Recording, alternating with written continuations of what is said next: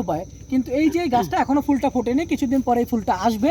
একটা গাছে 3টা কালারের ফুল। এটা গাছের নাম কি? বলা গাছ। এই গাছ। আচ্ছা, এক মিনিট। এইটা কি গাছ? এটা বলবো, একটা একটা করে বলি। হ্যাঁ, সামনে আসেন। উপরের যে গাছটা এবং যে পাশের গাছটা, ওই দুইটা গাছ একসাথে, এই জন্য বলি না, আপনাদের বুঝতে অসুবিধা হয়তো। এই যে গাছটা, এই গাছটার নাম হচ্ছে ওরা বা ছইলা। হ্যাঁ, এটা দুইটা নাম, স্থানীয় নাম হচ্ছে ছইলা বা ওরা। এই গাছটার ওই যে ওদিকে দেখলেন ফল দেখা যাচ্ছে, এটা হচ্ছে এই গাছটার ফল।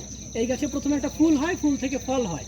এই ফলটা খাওয়া যায়, একটু টক টক লাগে। বনের হচ্ছে বানর, তারপর হচ্ছে হরিণ এই ফলগুলা খায়। স্থানীয় মানুষজন যারা এই পেরিফেরিতে বসবাস করে তারাও অনেক সময় এটা খায়। এটা কি ন্যাচারালি হইছে না? ন্যাচারালি, এখানে যা দেখতে পাচ্ছেন সবকিছু ন্যাচারাল।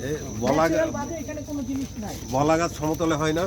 না, সমতল বলতে মানে এটা হচ্ছে ম্যানগ্রোভ ট্রি। এইখানে যা দেখছেন সব হচ্ছে ম্যানগ্রোভ ট্রি। ম্যানগ্রোভ ট্রির বৈশিষ্ট্য হলো লবণ পানি এবং মিষ্টি পানির সংমিশ্রণ থাকতে হবে এবং জোয়ার ভাটা বিদ্যমান থাকতে হবে, এবং এইটা হচ্ছে একটা বদ্বীপ হইতে হবে।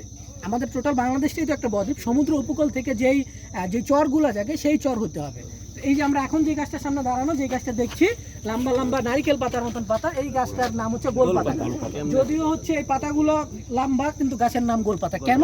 সেটা হচ্ছে এটা ফল যেটা হয়, এই ফলটা হচ্ছে গোলাকৃতির। ঠিক আছে, তো আমি ফল আপনাদেরকে সামনে দেখাবো। এটা হচ্ছে গোলপাতা। আপনারা ফেসবুকের বদৌলতে অনেকেই জানেন যে গোলপাতার গুড় হয়। এইটাই কিন্তু সেই গাছ, এখান থেকে রস সংগ্রহ করে। এটা বনের না, বনের বাইরে, কারণ বনের মধ্যে কোনো গাছ ছেঁড়া, ধরা, কাটা এগুলো সম্পূর্ণ পরিমাণে নিষেধ।